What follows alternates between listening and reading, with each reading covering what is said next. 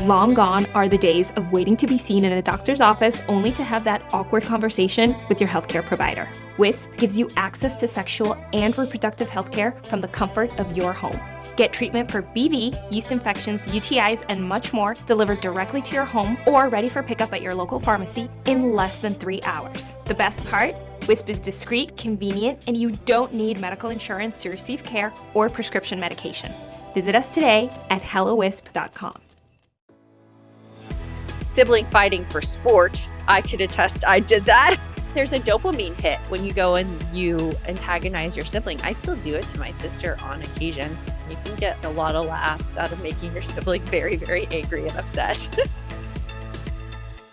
Welcome to the No Guilt Mom podcast. I'm your host, Joanne Crone, joined here by the lovely Brie Tucker. Why, hello, buddy. How are you? We are in the throes of summer right now, and Brie and I both have teens, or soon to be a teen in the case of my 12-year-old.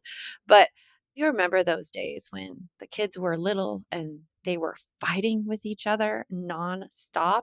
Wait a minute. When they were little, I mean, they're not supposed to fight as teens? Because, mine still fight over the dumbest crap, too. Yeah, it's true. It's okay. So, let's get into that. What's the dumb crap that kids at teens fight about? Okay, so, we have a chore in our house. We have the empty the dishwasher, right? Yeah.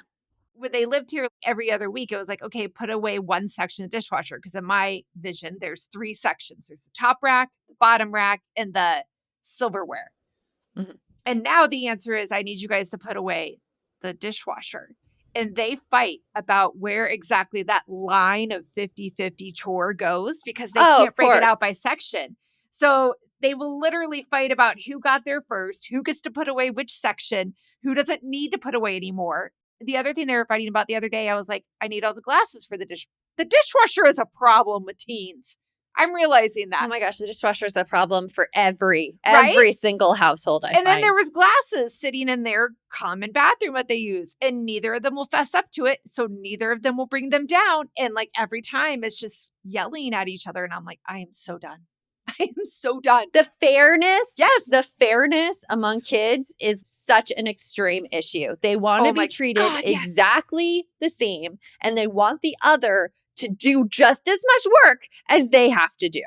Right? And God forbid they think that one of the kids is getting special treatment. That was when they were little up to now. I mean, I was just having a discussion with my daughter who's not even home right now. She's all the way across the country. And I was telling her something that was happening. And she's like, Mom, when I was that age, which was 4.5 years ago, girl, get a hold of yourself. When I was that age, you would not have let me skip out on that. Yeah. And I'm like, no, this is different person, different needs, different situation. Yeah. It drives you absolutely crazy as a parent. I'm trying not to cry because I want to laugh so hard. Yeah. Yeah, it's ridiculous. So our point is sibling fighting happens no matter what the age is, but it is different at different stages. And it does get easier to curb as they get older. But because you tell one of them, you're like, leave the house. Yeah. Go. That's it. Go run errands for me. Here's the keys Go run to errands. The car.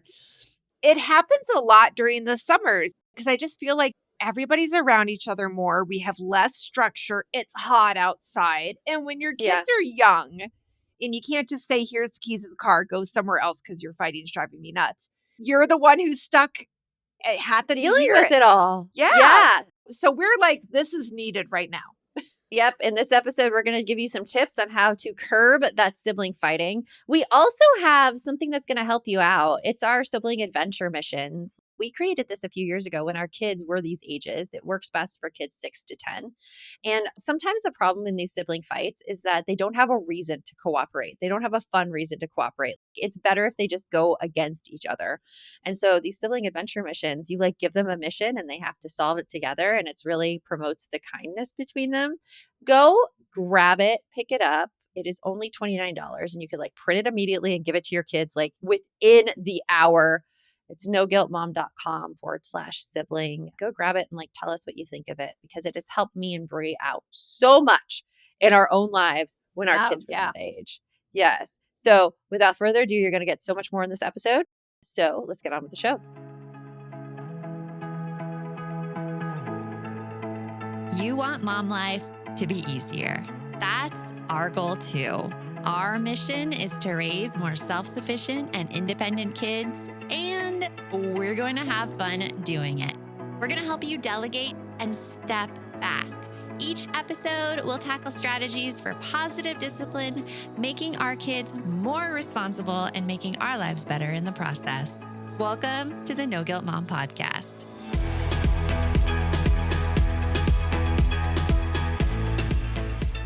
So over the summer, it is a new breed of parental torture that happens, especially if you are the parent who is home with your kids over the summer. I know like I was when I was a teacher, you get the summers off.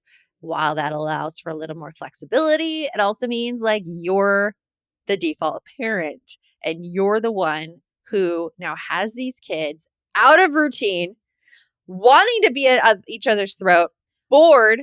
So, Yep. I mean, sibling fighting for sport. I could attest I did that. Oh my God, I love that. Sibling fighting for sport. I'm bored. I'm going to start a fight. I think they actually do go through that thought process. They must occasionally. They must. Actually, there's a dopamine hit when you go and you antagonize your sibling. I still do it to my sister on occasion. I won't take it so far as I've noticed as I've grown, I developed a little bit of emotional maturity, and I can tell if I'm really Just a little bit. And I can tell if I'm going too far in some antagonizing. So I do step it back. But sibling fighting for sport's a real thing. You can get a lot of laughs out of making your sibling very, very angry and upset. Yes. Oh my God. Yes. And it's just the crap that they get into and the differences of the summer.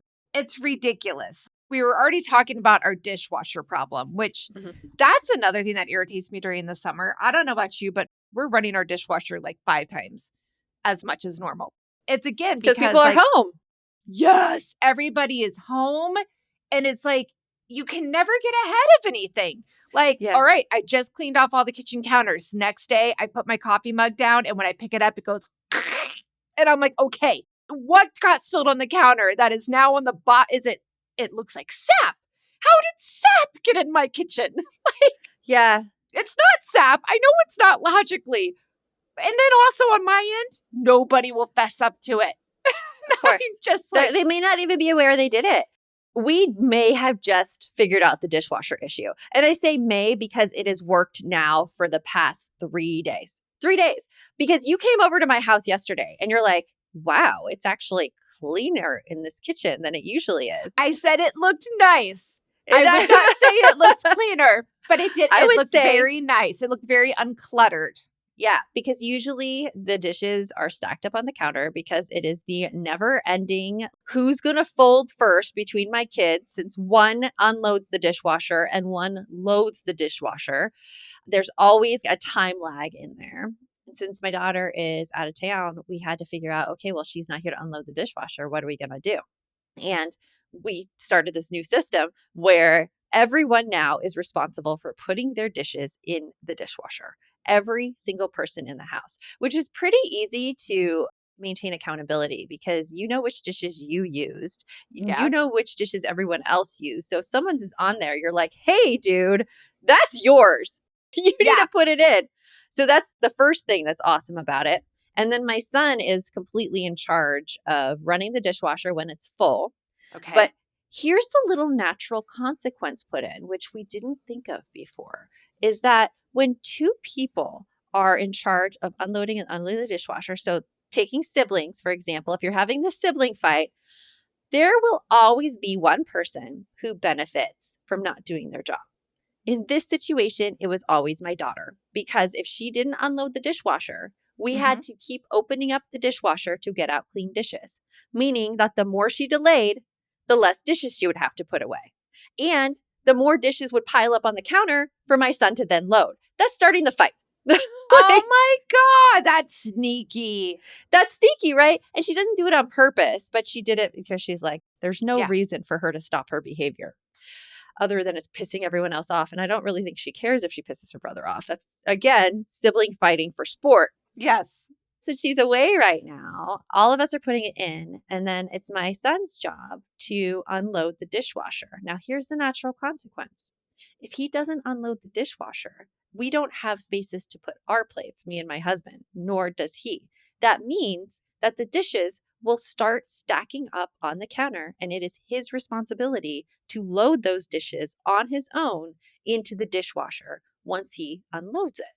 So there is a built-in natural consequence with, hey, I don't want to have to load everyone's dishes into the dishwasher. I better get this dishwasher unloaded so that everyone else has to do their job. True. That's a really good way to do that. I'll let you know how it works out. All right. Yeah. Let us know. And then we're going to stack the rest of the chores, by the way. So like my husband was in charge of hand washing. That's now going to go to my daughter because we're like, you have to learn this. You're going to be out on your own. And then my husband's going to put away all the hand wash. And then I don't have to do dishes anymore. I don't have to touch it because I do the meals. I cook the meals. So why hand make me washing? dishes? Hand washing. Hand washing of dishes? Yes. I just heard hand washing, and you're like, my husband used to be in charge of it, and I'm like, oh, what? hand he, like, washing was, of like, dishes. Yes. Yeah, I'm like, was he like the hand washing patrol person? That was like, that wasn't 30 seconds. Get your hands back in there with some more soap. Those dishes that cannot be washed in the dishwasher. That is a good skill for somebody to have. So yeah, so just know that hearing this, the chaos is real. It's real in both Bree and my houses. Yeah, and it was realer when they were younger. Yeah, it was a little realer when they were younger. Yeah, it changes. I'm trying to think. During the summers, yeah, there were fights about everything. And they usually happened in the afternoon when everyone was tired. Yeah. It was like, oh, can we go to this place? Oh, we can't go to this place because your brother is tired right now and doesn't want to go. Right. That's the other thing. When one sibling wants to do something, but the other sibling isn't cooperating, so that you know as a parent that this is going to be a miserable experience if you go and do this thing. And so you're like, no. No. Oh, yeah. And then that starts a fight. I think like the important thing to take from this part of our podcast is that, chaos happens over the summer. Chaos just happens. Like we said, kids are home longer. They don't have their regular routine that they have for like 9 months out of the year. Yeah. So, of course, they're going to have trouble with being home all the time. Sleep schedules get all messed up. Meal times get messed up. No matter how much you plan. And this is taken from someone, and Joanne can attest to this for sure. I love to plan.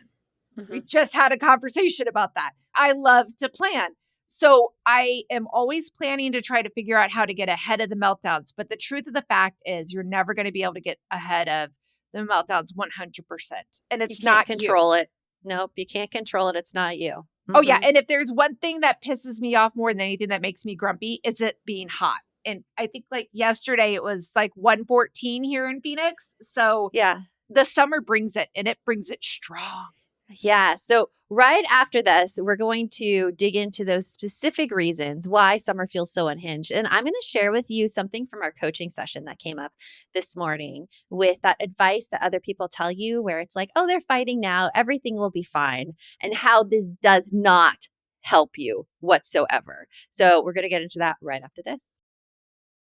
If you've ever looked at your kids' homework and thought, wait, when did math get so complicated? You're not alone.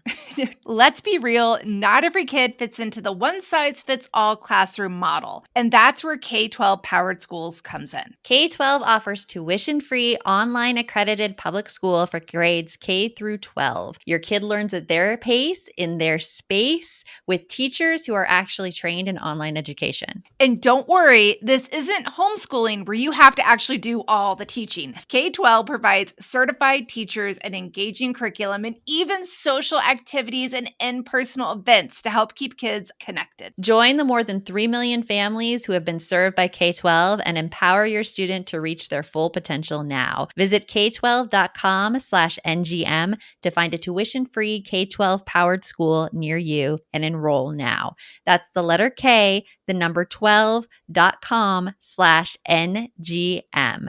k12.com/ngm. So, Brie, remember when we first started using Lumen and we were like, wait, what? My breath can tell me what fuel my body is burning? I know. And now it's just like a regular part of my routine. Like in the morning, it's coffee, Lumen breath check, and boom, I know if I'm burning carbs or fat that day. What I love is that Lumen doesn't just give you random data. It actually guides you, like whether it's what to eat, how to work out, or even how to manage your stress. Lumen even adjusts to your cycle or, in like my case, perimenopause. So your recommendations stay personalized even if your body changes. It has helped me understand my body on a whole new level. And no, it's not a quick fix. It's actually real insight that helps you make better choices over time. Like for me, ice cream at 9 p.m. will not help me wake up and fat burn, Brie.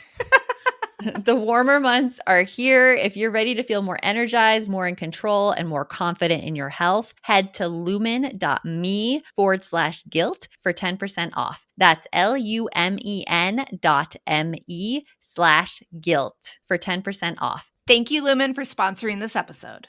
With a major selection of the looks your kiddos love starting at just $4 in the Walmart app, a new school year means a stylish new them. Who knew? Find skater skirts and Crocs that say, I'm casual but cool. Sparkly sneakers that say, it's my classroom, you're just learning in it.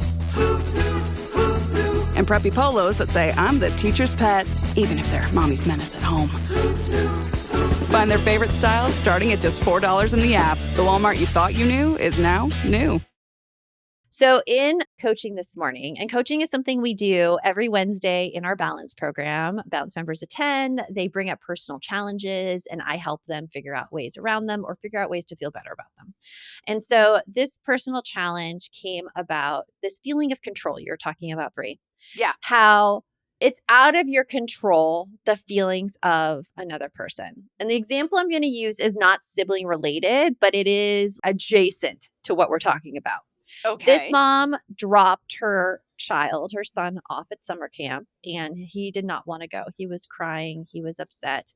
And at drop off, he was talking to the counselor, and she was nervous as well. She's like, I just don't feel good being there all the time, not being there for him if he needs something or whatever. It's scary when your kid goes away for the first time, but okay. Oh, yeah, it's totally scary. And this other mom next to her said, oh, they'll be fine. And she's like thinking to herself, okay, I know this. I know logically they'll be fine, but that doesn't help me in my current scenario or how I am feeling. Yeah. And I think it's the same for the sibling fight thing. Like you could get everyone telling you, oh, it's normal for siblings to fight. They'll be fine. But you still feel like crap inside. You still like those emotional needs for you are still not met. Well, because like, first of all, there's the embarrassment factor. Let's just roll straight into that. There's the embarrassment factor that your kids are fighting. And no matter where you're at, you're going to see kids that are fighting and kids that are not. And it's something about our, negativity bias? Maybe. I don't know. It's the one where like, because you're looking for something, you see what you're looking for. It's the selection. It is called the RTS. It is the system in your brain that is constantly going on autopilot. And so when you notice something like seeing like a Ford Focus on the road or you're shopping for a Ford Focus, then all of a sudden you see all the Ford Focuses. But it's like selection. But I know what you're talking about. And if no podcast land, you want to correct us on that, please email us because we'll be like digging ourselves. hello@noguiltmom.com. Yep. Yes. Now you know we literally are just chatting about these episodes. So I feel like when you're looking for kids that are getting along, no matter where you're at, you're going to see the kids that are getting along and you're going to be like, why can't my kids do that? I bet their family is so together. I bet they do like family game nights all the time and they have every meal together and that it's probably like you go into this thought process of all the things that you're not accomplishing during the summer with your kids. And you feel like, even though you don't even know who those kids' parents are, that mother is secretly judging you somewhere. Have you ever done that? I haven't done that in particular, but I can't think of a scenario. Like my two nephews, they're the best playmates to each other. Aww. They love on each other. They're like including each other in games and stuff. They don't really fight. And when I see them together, I'm like, first of all, I love the two of them so much. But there's also this little back voice in my head being like, oh my gosh, I must be doing something wrong as a parent. And I teach parenting. How are my kids like not getting along with each other? What am I doing wrong? But from seeing so many kids and working with so many families, that situation of having siblings get along so well is more rare than it is common.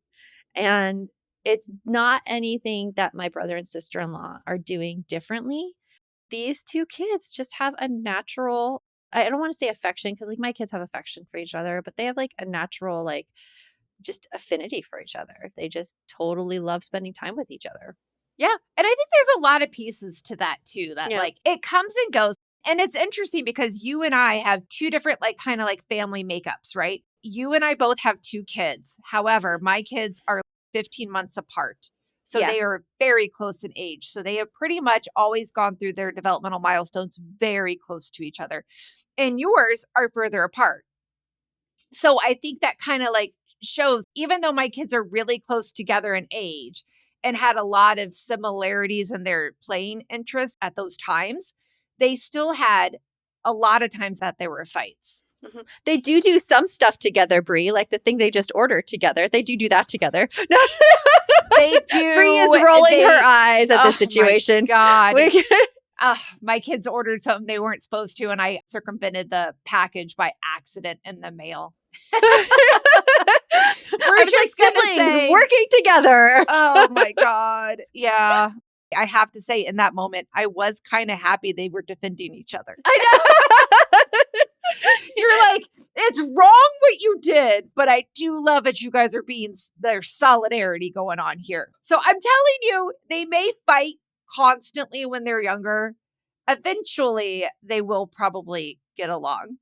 Yeah, I'm seeing my kids get along as they get older too. I mean, I always look at siblings, and the first question I ask when I'm coaching, especially when a sibling problem is brought, is I'm like, what was your family dynamic? Where were you in like the birth order? Did you have siblings?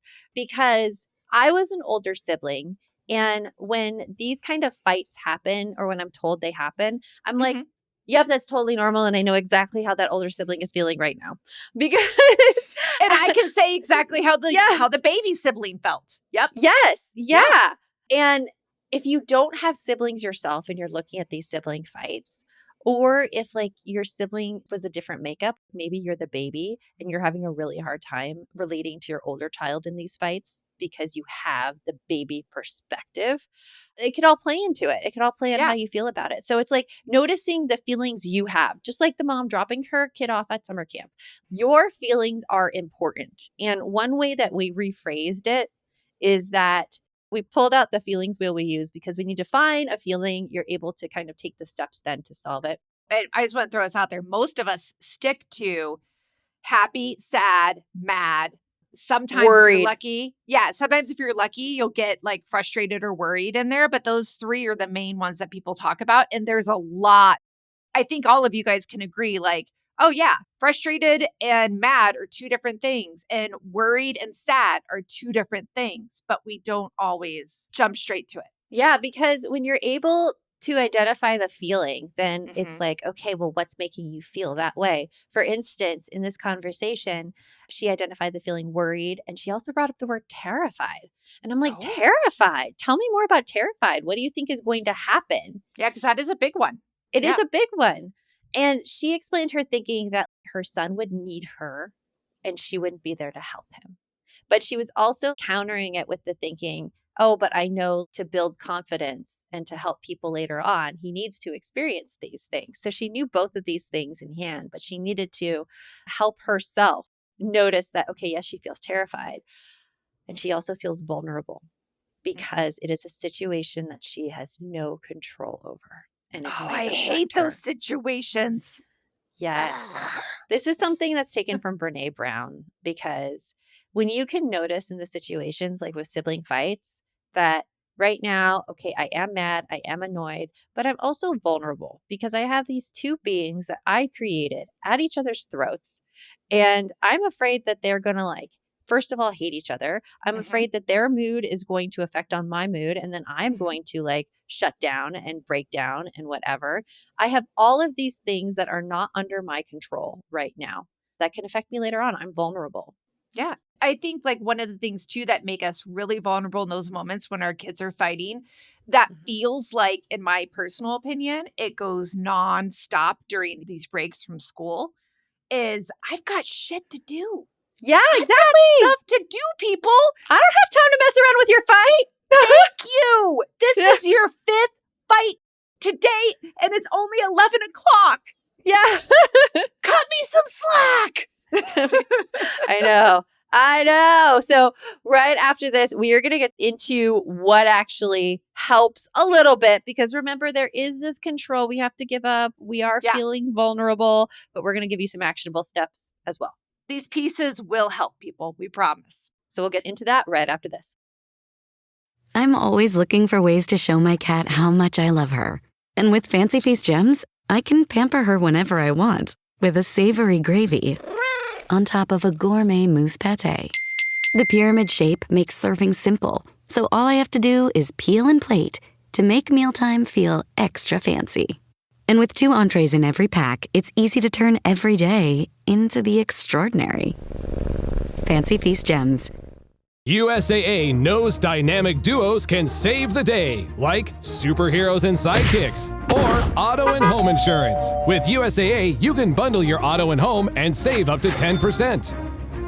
Visit USAA.com/bundle. Bundle savings are off total premium, not available in all states or in all situations. To qualify, auto policy must be active prior to property policy issue, subject to change. Restrictions apply. Membership eligibility and product restrictions apply and are subject to change. USAA means United Services Automobile Association and its affiliates, San Antonio, Texas. Got some good news for your ears. More of that good stuff is coming up. And even better news for your hair. The best hair care is at Sephora. They've got all kinds of products for every kind of hair. From brands like Amika, Kerastase, Day, and K18. You knew where to get great audio. Now, you know where to get great hair care too. Sephora, good news for great hair. Shop hair care now at Sephora.com.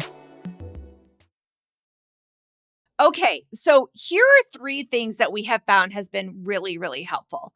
I am the queen, first of all, I'm just going to admit it right out here, people, of coming up with routines and telling myself that that schedule that I set is good and it's going to work. Let me just start with, if it involves more than like 30 minutes, it's probably not going to work. I'm just going to be honest with you because life's, right? Life be life. The dog decides to vomit on the carpet just as you guys are getting ready to go out to like swim lessons. So then now you're late and you missed it. So now there's no swim lessons. So now you got a kid breaking down and blah, blah, blah, blah. Someone has a stomach ache and is in the bathroom and like, I know. Yes. It happens. So my advice is instead of trying to create full day routines, create some micro, very small routines that you keep in the day consistently. So ideally you would have it for like probably the 5 days, Monday through Friday, some micro routines. And that's all you really consistently do. Like give us an example of a micro routine. Okay. So a micro routine that I had for my kids, and I actually got this from you, was a summer screen list. So they had to do certain things every day before they could get on their screens. Now, because my kids are who they are, they did them right away. And it was stuff like you needed to have 15 minutes of creative play. You needed to have 20 minutes of physical play, which for us in Phoenix in the summer means you had to either go swimming or do something indoors because it was too hot to go outside. But it also had stuff like you need to have your bed made up. You need to have your teeth brushed. You need to have eaten breakfast. And then you had to do one nice thing for somebody else. Mm-hmm. And I just have to laugh because that's an evil laugh. You're like, oh, well, I thought I was really smart and cool. Oh, this will get them to be nice to each other. What it did do was Audrey often made breakfast for Robert, which would then make Robert mad because then he couldn't check off that he did breakfast because that started a fight. Yeah. Or a lot of times they would do something nice for the dog. So they played with the dog for like 15 minutes. And I'm like, I'll take it. I'll take it. Something nice for the dog. And that worked because every day, like if fighting started, I'd be like, have you done your morning stuff? Are you they're fighting to get on screens. I'm like, did you do your screen stuff like first? And it helped. It gave me where I knew if they said yes, then I knew that they had done all those things. And my heart was happy. My heart was happy. Yeah. So that's a great one. That helps. Yeah. Micro routines. Another one is let go of the spotless house rule. In fact, I would say let go of the spotless house rule all the time. But especially during the summer. Especially during the summer. Kids create a new level of mess. They really do. Me and my husband, we could keep our house pretty neat when we were living together. Not spotless. But kids, oh my gosh, there is like so much junk everywhere. The socks and shoes that are left in the living room, and you develop a certain blindness to it. I don't know if you get this too, Brie, but a lot of people tell us that they have trouble following up on things, like they forget, and they think that the whole problem is their follow through. I develop blindness to a situation, especially a messy situation. If I'm seeing it every single day, I just kind of block it out. It's why my cell phone drives both my husband and my daughter crazy when they look at it, because I have that little red bubble above my messages that I really don't care about. Like, I see it all the time. It's like that red bubble's a part of the phone. I don't care. Okay, pull it up. Pull it up while we're talking. I want to know live right now. How many messages? What's that red bubble number? 42. Oh my God. But that's not messages. That's the phone call one. It's the phone call. See, it says 42 right down You there. have 42 missed phone calls? I don't know what they... Oh, no, it's That voicemail. is what that is. It's what that voicemail. is. It's the voicemail. Yeah. It's not missed calls. It's voicemail. But it's like, I get called by spammers every day. I get called by Vitalent, the blood donation company, every day to ask for my blood. I mean, really, that's a little wrong, right? But no. I know. Don't come after me. I donate blood. It's a good thing. Want your blood. But yeah, I mean, all of these messages are typically either spam or they're things like I was screening my phone and I picked it up in the middle and I'm like, oh, I could talk to you. But yeah, I developed the blindness. So with the spotless house, I'm saying this because it probably doesn't bother me as much as it bothers some people because I can become blind to it. It bothers me so much because, again, with my personality, I need things somewhat organized, or else it makes my anxiety and my ADHD kind of go off the rails. So I get that. But you and I have a trick. So, like, if you're thinking to yourself, oh my God, I can't let go of the house being a mess, and have you even seen my kids' rooms? Our little trick for you people, close the bedroom door. Yeah, close the bedroom door. They can keep their room however they want, as long as the crap isn't in every other room in the house. Like, yeah. My rule is like, as long as you've got a path from your bed to the door in case of fire, I'm happy. I can make that work. It gets a little more complicated if siblings are sharing rooms. That True rule, that. I get that. I mean, there's the line down the center of the room. Hey, if they're both messy kids, then it works out well. If they're both clean kids, it works out well.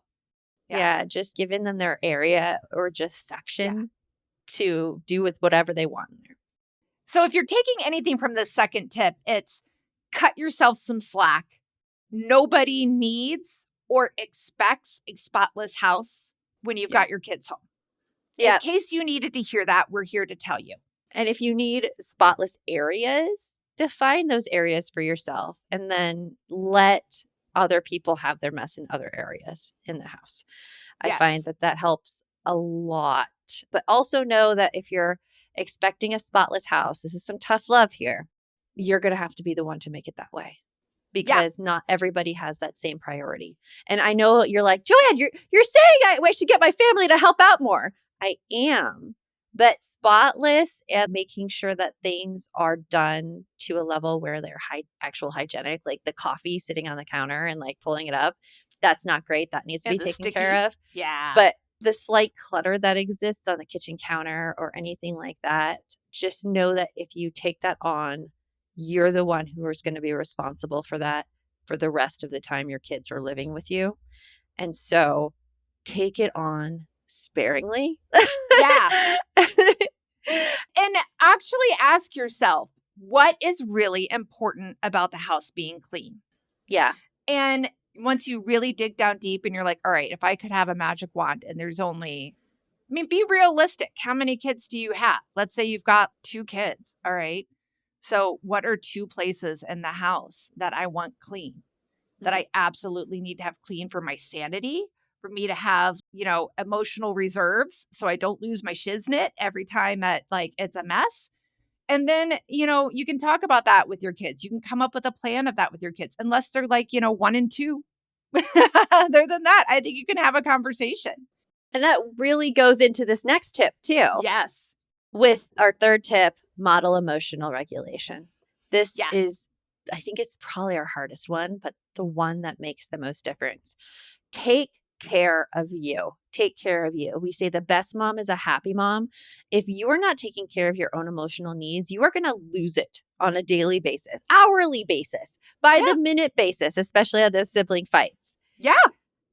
And the best way to teach kids to keep their emotions regulated, and when we say emotions regulated, it doesn't mean like you have to be happy or everything every second. Emotional regulation means you know when you're going to hit your wall. And so you remove yourself from that situation when you're going to hit it. Before you have the utter incomplete, oh my God, everybody shut up! Yeah. But even if you do that, because Bree still occasionally does the screaming, it comes through on me. I have a short fuse. Hopefully you do it before, but if you don't, here's my thing. You stop, you breathe. Because the yelling a lot of times triggers us as parents to at least realize that, oops, I've already crossed that line. So breathe and then just say, I'm really sorry. I didn't mean to yell. I think I need a few minutes to myself. Yeah. After you do it, just the apology is so powerful. Oh my God. Yeah. Because you're teaching your kids that you made a mistake. You made a mistake by yelling because nobody wants to be yelled at. Nobody needs to be yelled at. Yeah, I know. So I'm sorry. I shouldn't have yelled. I think I need a few minutes to calm down. And showing your kids, and then maybe if you're lucky enough that you are able to go away and your kids not follow you, like my dogs that follow me freaking everywhere. I get that too. Kids used to when they were younger. Find your place, set your boundaries with your kids. Mommy needs 5 minutes so she can calm down and not be, I always called it grumpy mom. I still call it grumpy mom, even with my kids being 18 and 17. I'm like, I need a break so that I can make grumpy mom go away. Because I don't like grumpy mom and I know you don't. So what are some ways you do that in your house when your kids were like, Rawr! I'd be like, the noise is getting to me. I need to take a break in the other room. Or I would separate them. I'm like, hey guys, I see how much you are irritating each other right now. Let's go into separate places for a little bit before it gets really bad. And we've had those conversations before, so they kind of knew about it. Knew that it's emotions that they needed to be aware of, that they were getting upset, noticing they're getting upset. It's not a punishment. It's just a, hey, I notice this is getting heated. Let's take a break right here. I feel like it's important to note that those first 2 tips of the micro routines and the spotless house, those are things that you can kind of do on the fly. They don't take a whole lot of time doing them to get them to work. But this third one, it is going to take time, but it is so worth it because it is. I mean, you see change. It's a lifetime of practice. Yeah. It's a practice. Yeah. Lifetime of practice. You don't see the change the next day, but I would say within a couple of weeks of doing it, you do start to notice your kids picking up on some of it. Yeah, you do. Yeah, it might be them leaving you alone so you can go to your quiet time. It might be them saying, I'm sorry for yelling more often, but you'll start to see it. And the more you keep doing it, it becomes like just second nature, people. So if you have kids right now, 6 to 12, know that a way to get them to stop fighting with each other is to give them a cooperative thing to do together. Much like Bree's kids and the package that they got. Much like my kids, when my son talks my daughter into taking him to get a mini blizzard, she gets a blizzard too, and mom pays for it because they're doing together time. So, mine does that with BlackRock. That's BlackRock in her house. So having cooperative things is a wonderful thing. And we have a sibling adventure missions for your young kids to help you have those cooperative things for them at a flash where you don't have to manage the entire situation. And you can go and get that at noguiltmom.com/sibling. It is only $29 and you get to print it out right there. And you could have a much more peaceful afternoon just having that at your disposal. Can I be honest? Like, honestly, one of my kids' favorite parts of that is the science experiments they get at the end. That was one of their favorite things to do. So many science experiments. And guys, those science experiments come with videos. I recorded these with my kids at that age. So you get like a little throwback to when my kids were that age. So with that, remember, the best mom is a happy mom. Take care of you. We'll talk with you later. Thanks for stopping by. If you'd like to support the show further, you can share episodes with your loved ones, leave a positive review, or follow us on social media at No Guilt Mom. You can also show your love by visiting our amazing podcast sponsors. We have a link in the show notes.